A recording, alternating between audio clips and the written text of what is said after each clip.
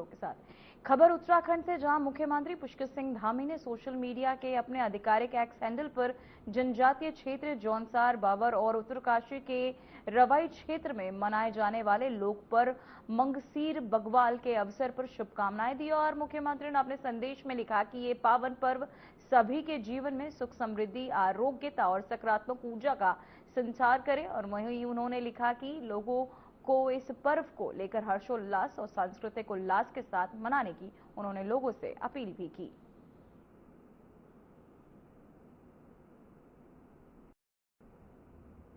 तो मैं आपको बताते चले, पर्व को लेकर सभी को सीएम पुष्कर सिंह धामी ने शुभकामनाएं भी दी हैं। पर्व पर सुख समृद्धि की कामना, लोक पर्व मंगसीर बग्वाल का ये पर्व।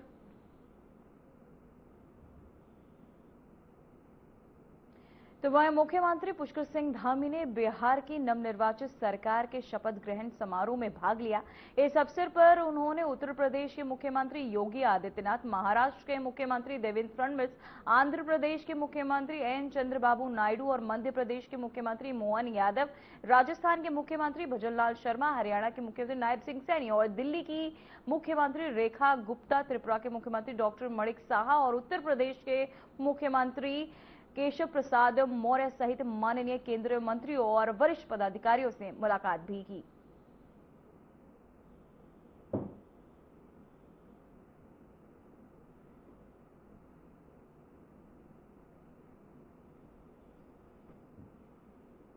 तो वही खबर देहरादून से है, जहां लोक गायक गोविंद दिगारी के पिता हिम्मत सिंह की तबीयत जानने के लिए मुख्यमंत्री पुष्कर सिंह धामी अस्पताल पहुंचे। उन्होंने अस्पताल में मौजूद चिकित्सा टीम से उपचार प्रक्रिया, रिपोर्टों और वर्तमान स्वास्थ्य स्थिति की विस्तृत जानकारी ली। मुख्यमंत्री ने परिवारजनों से बातचीत कर उनका हाल जाना और हर संभव सहयोग का आश्वासन भी दिया। उन्होंने ईश्वर से हिम्मत सिंह के शीघ्र स्वस्थ होने की कामना की। अस्पताल प्रशासन ने बताया कि मरीज की स्थिति पर लगातार निगरानी रखी जा रही है और बेहतर उपचार उपलब्ध कराया जा रहा है।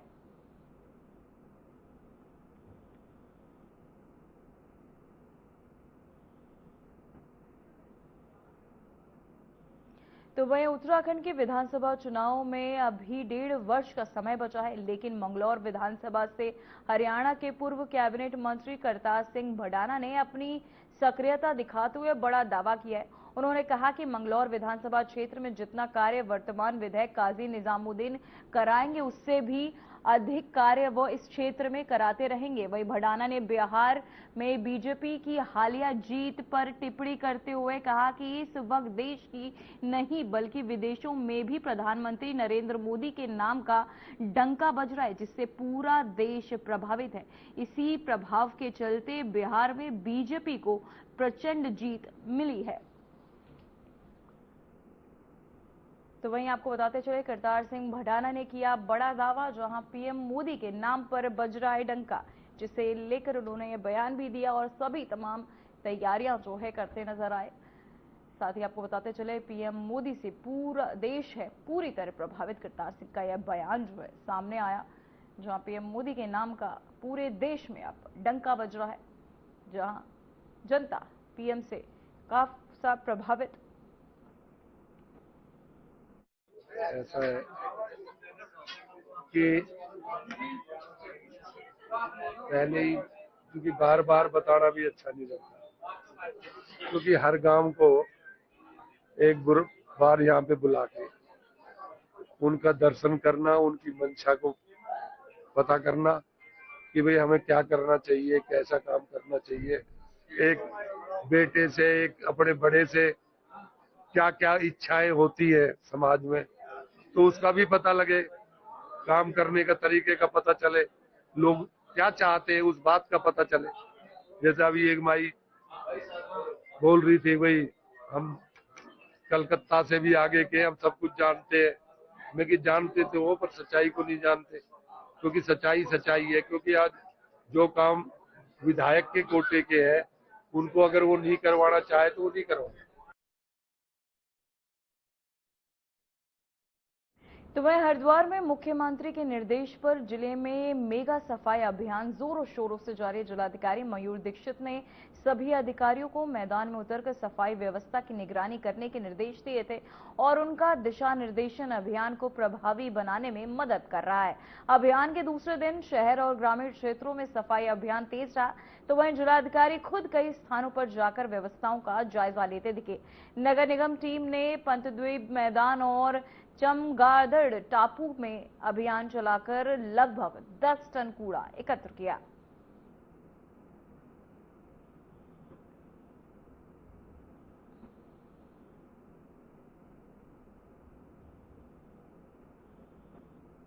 तो वहीं शहर में अवैध वाहन उपकरणों की बिक्री पर रोक लगाने के लिए परिवहन विभाग ने व्यापक निरीक्षण अभियान चलाया। इस संयुक्त कार्यवाही का नेतृत्व एआरटीओ और टीटीओ ने किया। वहीं अभियान के तहत लगभग 8 से 9 दुकानों का आकस्मिक निरीक्षण भी किया गया, जहां निरीक्षण के दौरान कई दुकानों में गैर अनुमोदित और प्रबंधित वाहन उपकरण बेचे जाते हैं। इनमें से pressure horn, multitone hooter, black film, अनधिकृत एलईडी और साथ ही लाइट, जिसके चलते फैंसी नंबर प्लेट सहित अन्य नियम विरुद्ध सामग्री शामिल थी। अधिकारियों ने मौके पर इन उपकरणों का भौतिक सत्यापन किया और दुकानदारों को नियमों का पालन सुनिश्चित करने के निर्देश भी दिए। हमने ऐसा संज्ञान में आ रहा था कि कई वाहनों में हूटर्स लग रहे हैं, फ्लैश लाइट्स लग रही हैं या फिर प्रेशर हॉर्न्स लग रहे हैं और अन्य तरह की एक्सेसरीज जो कि मानक के अनुसार नहीं है वो लग रही हैं। तो उसी के क्रम में हमने आज यहाँ पे ये जो एक्सेसरीज की मार्केट है वहाँ पे ये निरीक्षण किया है और जिस भी शॉप से हमें इस तरह की जो भी मटेरियल मिला है उसको हमने जांच हेतु अपने पास जब्त किया है। आजकल एक ये एलईडी लाइट्स का भी प्रचलन देखा जा रहा है जिससे कि हाईवेज पे जो बहुत ज्यादा एक्सीडेंट्स हो रहे हैं और रोड सेफ्टी के मानकों के अनुरूप नहीं है वो, तो उन्हीं के क्रम में आज ये जांच की कार्रवाई की गई। जी, अभी जो नॉर्मल रूटीन चेकिंग का प्रोसेस होता है उसमें हमने पाया कि बहुत सारे वाहनों में प्रेशर हॉर्न या इस तरह की चीजें लगी हुई हैं और कुछ शिकायतें हमें अलग से भी प्राप्त हुई थी, तो उसी के क्रम में आज निरीक्षण किया। तो वहीं दौलतपुर सहकारी समिति के अध्यक्ष और उपाध्यक्ष चुनाव संपन्न होने के बाद गुरुवार को निर्विरोध विजेताओं की घोषणा के बाद जश्न के नाम पर स्थानीय युवाओं ने कानून की धज्जियां उड़ाई। अध्यक्ष पद पर महिला गुरेराना और उपाध्यक्ष पद पर शोभा राम निर्विरोध चुने गए। जश्न में नवनिर्वाचित अध्यक्ष के समर्थकों ने दौलतपुर सहकारी समिति केंद्र से लेकर बड़ेडी राजपुताना तक बिना अनुमति जुलूस निकाला। जुलूस में शामिल लोगों ने गांव के बीचों बीच तेज हूटर लगी गाड़ियों और तेज ध्वनि वाले लाइसेंसर वाली बाइकों से जमकर शोर मचाया। जुलूस की कुछ तस्वीरें और वीडियो सोशल मीडिया पर तेजी से वायरल हुई, जिसमें ध्वनि प्रदूषण और सार्वजनिक नियमों की अवहेलना साफ दिख रही थी।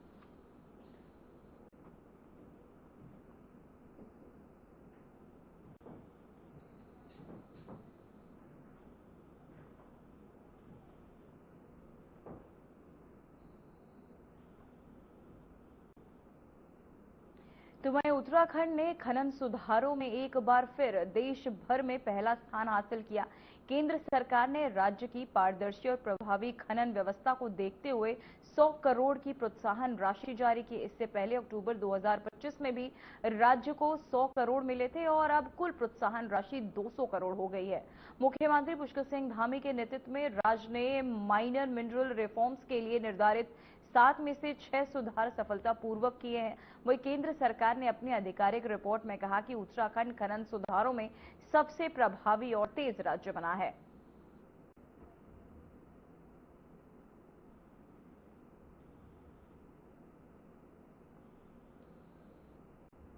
तो वहीं उत्तरकाशी के रामलीला मैदान में आयोजित 7 दिवसीय सक्रियता मेला पुरस्कार वितरण में आगे समापन हो गया। समापन अवसर पर औषधीय पादप बोर्ड ने उपाध्यक्ष प्रताप सिंह पवार मुख्य अतिथि के रूप में पहुंचे और प्रतिभागियों को सम्मानित भी किया। अंतर्राष्ट्रीय सहकारिता वर्ष 2025 के उपलक्ष्य में 13 से 19 नवंबर तक सहकारिता विभाग और जिला सहकारी बैंक द्वारा ये मेला आयोजित किया गया था। मेले में प्रतिदिन कई विभागों ने सरकार की जन कल्याणकारी योजना और दीनदयाल उपाध्याय सहकारिता किसान कल्याण योजना की जानकारी दी। जिला सहकारी बैंक द्वारा किसानों और लाभार्थियों को चेक वितरित कर वित्तीय सहायता भी प्रदान की गई।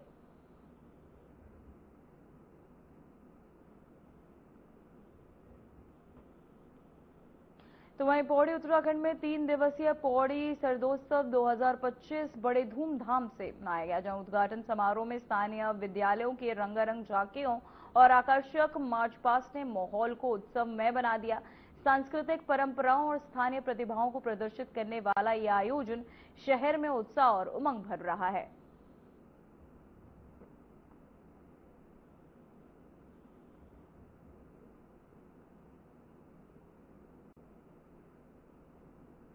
तो वहीं उत्तराखंड में बस सेवाओं को और बेहतर बनाने की दिशा में बड़ा कदम उठाते हुए सरकार ने गंगोली हाट में नया रोडवेज डिपो तैयार किया।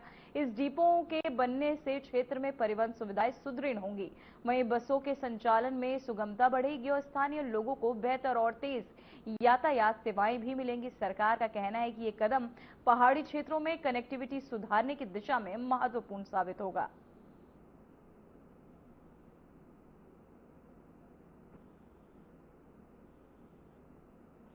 तो वहीं हल्द्वानी के पास काठगोदाम स्थित दानी जाला गांव, जिसे आजाद हिंद फौज सेनानी गांव के नाम से भी जाना जाता है, आज भी मूलभूत सुविधाओं से वंचित है।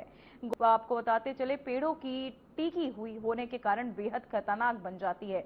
ग्रामीणों की सुरक्षा लगातार जोखिम में रहने के बावजूद 2014, 18 और 21 में स्वीकृति पुल निर्माण योजना हर बार रद्द हो गई। इससे गांव की कनेक्टिविटी और लोगों के जीवन को चुनौतियों जैसा और आपको बताते चले चुनौतियों भरा बना दिया है, जिससे लोगों को कठिनाइयों का सामना भी करना पड़ रहा है। लगातार लोग सरकार से गुहार लगाते नजर आए, जहां स्वीकृति तो मिल रही है लेकिन काम पूरा नहीं हो रहा है।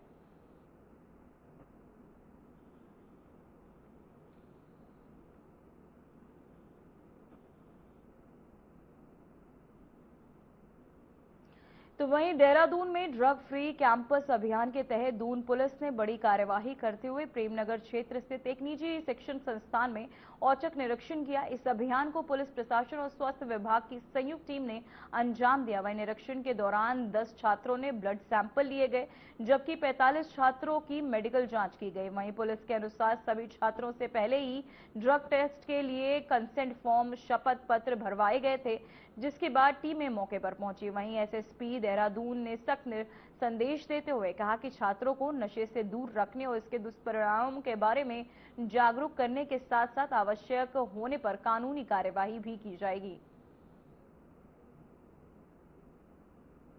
तो वहीं आपको बताते चले, खबर सामने आ रही है जहां निजी कॉलेज में ब्लड टेस्ट छात्रों का लिया गया, जिसे लेकर नशे को लेकर एसएसपी का सख्त संदेश जो है सामने आया है।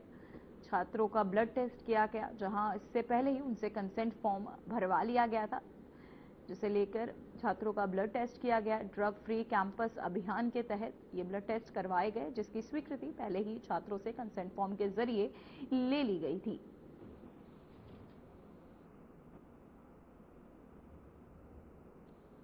तो वहीं पौड़ी गढ़वाल जनपद के पाबो पैठानी मार्ग पर सुबह बड़ा हादसा होते होते टल गया। चिपल घाट के पास एक स्कूटी सवार को बचाने के प्रयास में बस चालक ने अचानक इमरजेंसी ब्रेक लगा दिए। तेज ब्रेक लगाने के कारण बस का आधा हिस्सा सड़क के बाहर लटक गया और वो सीधे गहरी खाई की ओर झुक गई। सौभाग्य से सड़क किनारे मौजूद एक बड़ा पत्थर बस के नीचे सहारा बन गया, जिससे वो खाई में गिरने से बच गई। वहीं इस दौरान बस चालक को चोटें आई हैं, जबकि अन्य सभी यात्री सुरक्षित है। प्रत्यक्षदर्शियों ने बताया कि यदि पत्थर का सहारा न मिलता तो बस गहरी खाई में गिर सकती थी और भयावह हादसा हो सकता था। तो वहीं आपको बताते चले, पाबो पैठानी मार्ग पर यह बड़ा हादसा होते होते टल गया। खाई में गिरने से बची ये बस, जहां स्कूटी चालक को बचाते हुए लगाया था ब्रेक बस चालक ने, जहां बस चालक को हल्की फुल्की चोटें आई, जहां स्थानीय अस्पताल में इसका इलाज भी चल रहा है। बाकी सभी सुरक्षित यात्री सुरक्षित बताए जा रहे हैं। तो वहीं हरिद्वार पुलिस की जीरो टॉलरेंस नीति एक बार फिर कारगर साबित हुई है। पुलिस ने रुड़की क्षेत्र में बंद घरों को निशाना बनाकर चोरी करने वाले एक शातिर चोर को गिरफ्तार किया। आरोपी ने पुलिस से करीब 15 लाख रुपए मूल्य के सोने के जेवरात बरामद किए हैं। वहीं आपको बताते चले, पुलिस ने आरोपी के पास से जेवरात बरामद किए। साथ ही जानकारी के अनुसार आरोपी ने शेयर मार्केट में पैसा डूबने और कर्ज बढ़ने के बाद चोरी की वारदातों को अंजाम देना शुरू किया था। मामला 17 नवंबर का है, जब एक महिला ने अपने घर से सोने के जेवर चोरी होने की शिकायत पुलिस में दर्ज कराई थी।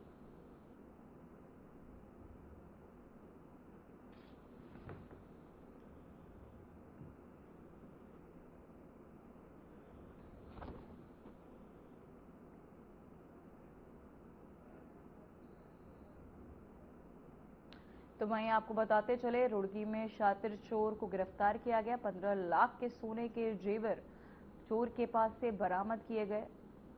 तो वहीं आपको बताते चले, कर्ज में डूबा हुआ था चोर, जिसे लेकर बताया कि इसके बाद ही चोरी की वारदात को अंजाम दिया गया। हरिद्वार पुलिस की जीरो टॉलरेंस नीति एक बार फिर कारगर साबित हुई, जहां पुलिस ने रुड़की क्षेत्र में बंद घरों को निशाना बनाकर चोरी करने वाले एक शातिर चोर को गिरफ्तार किया।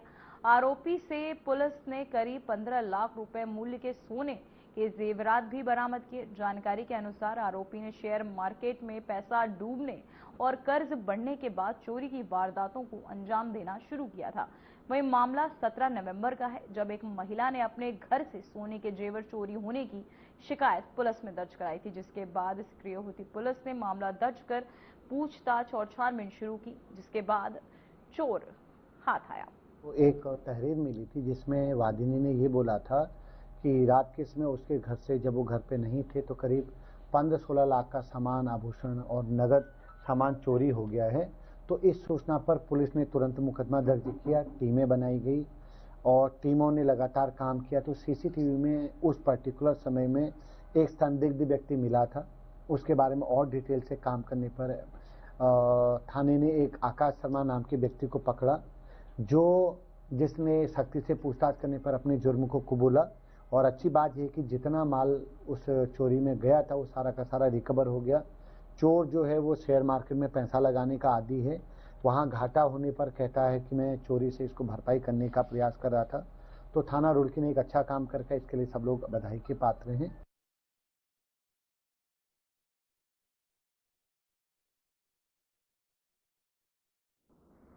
तो वहीं खबर रामनगर से, जहां कुमाऊं में उद्योगों के विस्तार को लेकर बड़ी हलचल दिखी, जब गढ़वाल कमिश्नर विनय कुमार पांडे हेलीकॉप्टर से अचानक रामनगर पहुंचे और नेपा फार्म का निरीक्षण किया। इस दौरे को सामान्य विजिट नहीं, बल्कि कुमाऊं के औद्योगिक भविष्य की रूपरेखा माना जा रहा है। कमिश्नर ने काशीपुर रामनगर के बीच मौजूद विशाल भूमि का ग्राउंड असेसमेंट किया और बताया कि नेपा फार्म पावर पॉइंट नई औद्योगिक इकाइयों और बड़े इंफ्रास्ट्रक्चर प्रोजेक्ट के लिए महत्वपूर्ण विकल्प बन सकता है। प्रशासन अब नेपा फार्म की भूमि का सर्वोत्तम उपयोग तय करने में जुटा है। तो वहीं कमिश्नर का कहना है कि यह अभियान युवाओं के लिए रोजगार और निवेश की नई संभावनाएं खोलने वाला कदम है।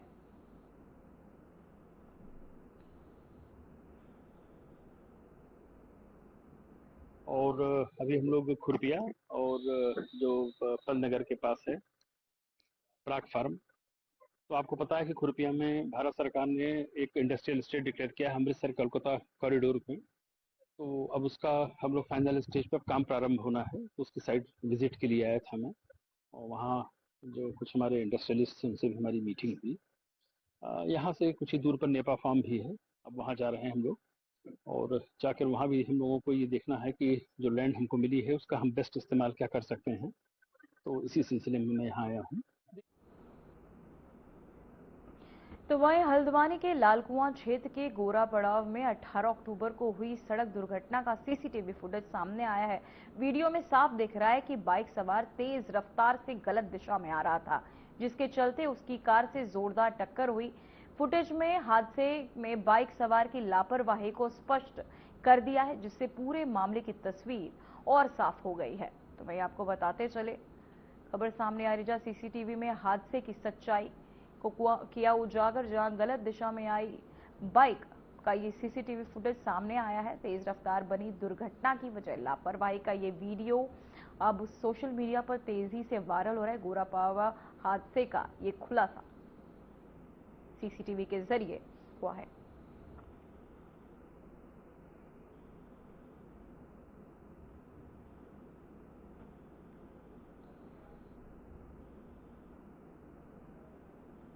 तो वहीं आपको बताते चले, सीसीटीवी में हादसे की पूरी सच्चाई कैद होती नजर आई, जहां तेज रफ्तार बाइक कार से टकराई, जिसका ये पूरा वीडियो सीसीटीवी कैमरे में कैद और सोशल मीडिया पर ये वीडियो तेजी से वायरल हो रहा है, जहां तेज रफ्तार बनी मौत का कारण।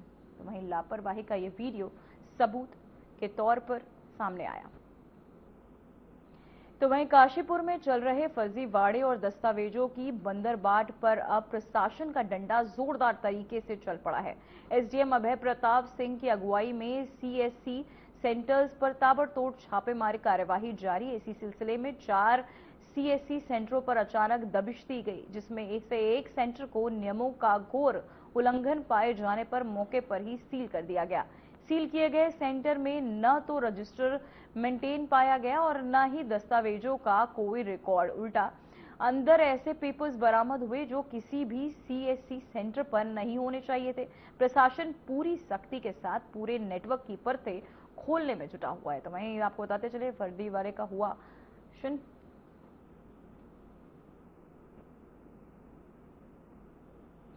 तो वहीं टिहरी जिले के नरेंद्र नगर क्षेत्र में एक दर्दनाक हादसा सामने आया, जहां दुआधार के पास एक स्कूटी गहरी खाई में गिर गई। सूचना मिलते ही थाना नरेंद्र नगर में एसडीआरएफ को अलर्ट रखा गया। एसआई सुरेंद्र सिंह नेगी के नेतृत्व में एसडीआरएफ पोस्ट डालवाला की टीम तत्काल मौके के लिए रवाना हुई। घटनास्थल पर पहुंचने पर स्थानीय पुलिस ने बताया कि व्यक्ति देर रात करीब 100 मीटर गहरी खाई में गिर गया था, जिसकी मौके पर ही मौत हो गई। तो वहीं एसडीआरएफ और फायर सर्विस टीम ने कड़ी मशक्कत के बाद शव को खाई से बाहर निकाला और पुलिस को सुपुर्द कर दिया।